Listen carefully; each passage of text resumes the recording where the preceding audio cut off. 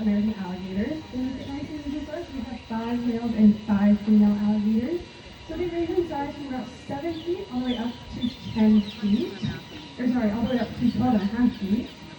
We do not have the big guy there today, but the one that Grayson is working on right now is our next largest male.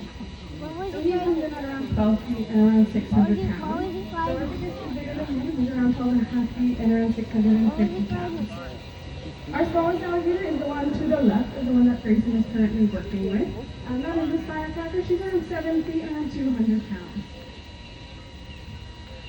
That one that Grayson is currently working with is our most motivated male. He's kind of a mid-sized male. So right there, Grayson is calling up his name, and then he's going to ask that alligator to hold.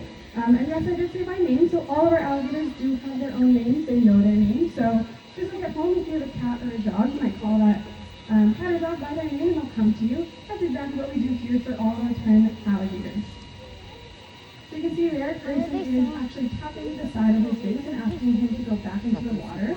So alligators are very tactile. They have an organ on their face that is a sensory organ. So when Grayson taps that ground beside him, Scar can actually feel that vibration and knows that means that he needs to go back into the water. So we do a couple of fancy meters out here. So you just saw Grayson throw Firecracker a piece of food. And Firecracker wasn't really doing anything. But that is actually the most important behavior that we train out here. So because there are 10 of the alligators and then only 2 of us and we're out there, or at least 2 of us, we need our alligators to stay in the water so we can go out there and do our training nice and safely. So we do go out there every day, and what you'll see first is Grayson will toss all of them a piece of food. And that just means good job, you stayed in the water, you did exactly what you need to do. So that's the most important behavior that we do. So throughout the session, you might Grayson here, toss all of them pieces of food just like that. Just for staying in the water. So this is another behavior that we have. It's called a target behavior. So just like all the alligators have their own names, they know their own names, and they come to them, that targeting behavior, they all have their own target. So they can see colors, and they all have their own individual colors. So that is one of our males. His name is Gentleman, and he has the blue target. So he's actually our smallest man, hence his name, Gentleman, our smallest male. So there's a few different targets that we can do. So Grayson just showed an above target. So that one we just ask alligators to open their mouth to that target. So you can look at their mouth, you can look at their teeth, and make sure everything is nice and healthy.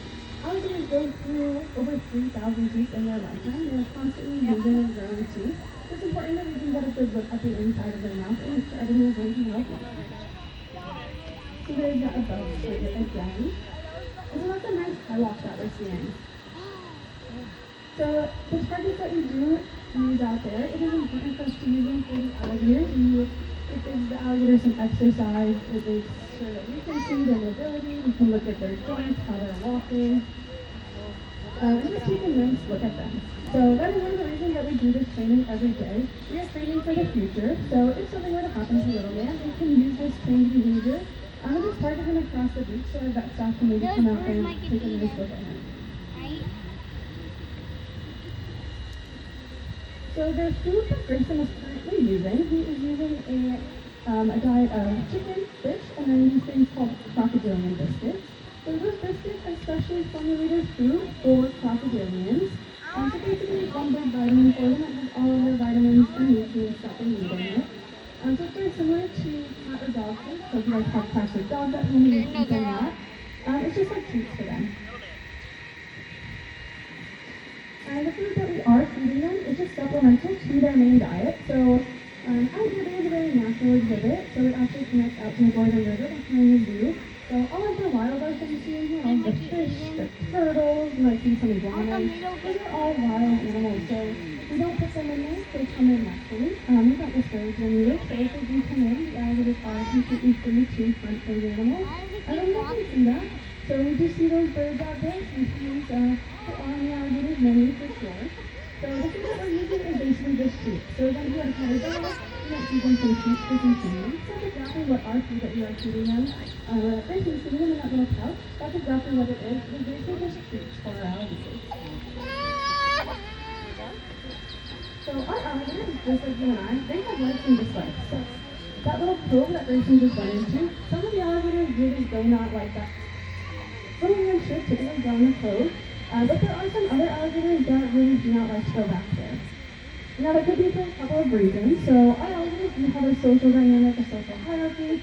So, the big guy that I mentioned earlier, Big Red, he is the top dog out here.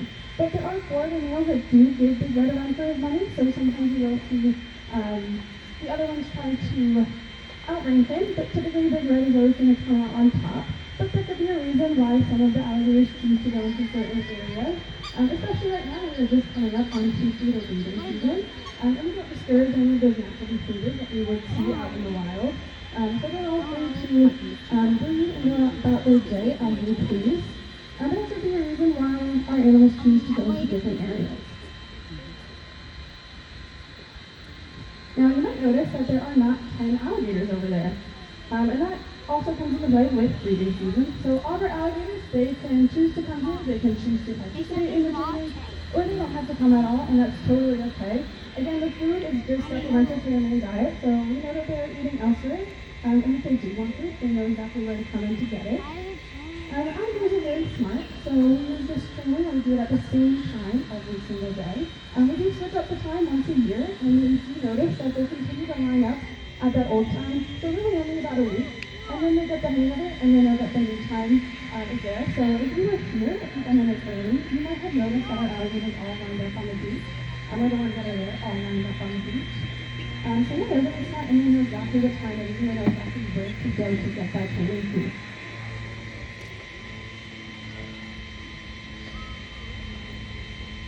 So alligators are very smart. You will never see Grayson or Gage or I out in the wild doing these behaviors. You will never be feeding any wild alligators.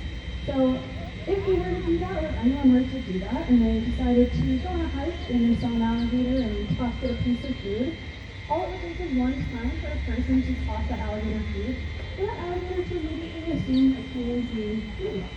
So the next time that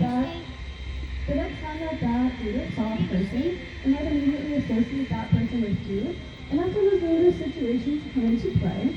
So typically they will be permanently removed from the environment, but we definitely don't want that to happen. So these guys are keystone species.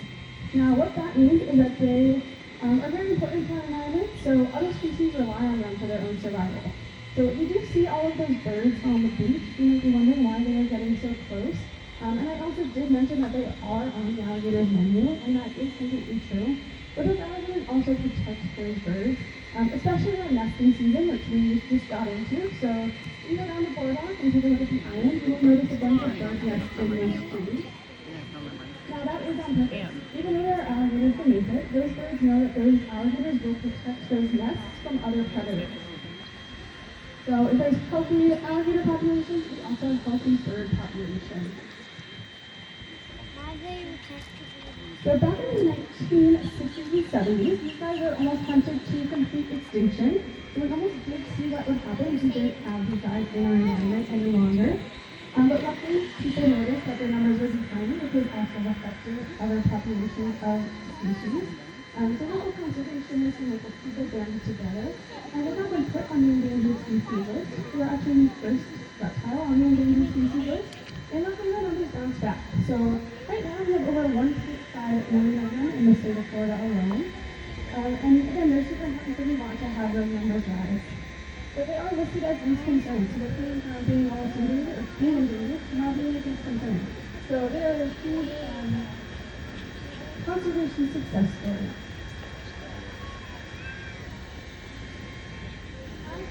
Alright, I have been talking at you guys for a little bit. Does anyone have any questions about our alligators?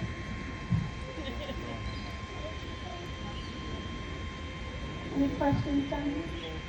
How old is our oldest one? That is a great question. So Big Red, he is around 85 years old. We actually don't know exactly. We don't have dates on any of their hatch dates. The records back in the day weren't so good. But we estimate that he's around 85. And we estimate that our youngest is around 30 to 40 years old. So they're all adults. Any other questions down here? How long can they live for? How long can they live for? Great question. So they typically, under human care, are going to live around human lifespan. So typically around 80, sometimes at least 100. But out in the wild, their lifespan is around like 50 years old. Any questions down there? Excellent. Any questions? All the way down here.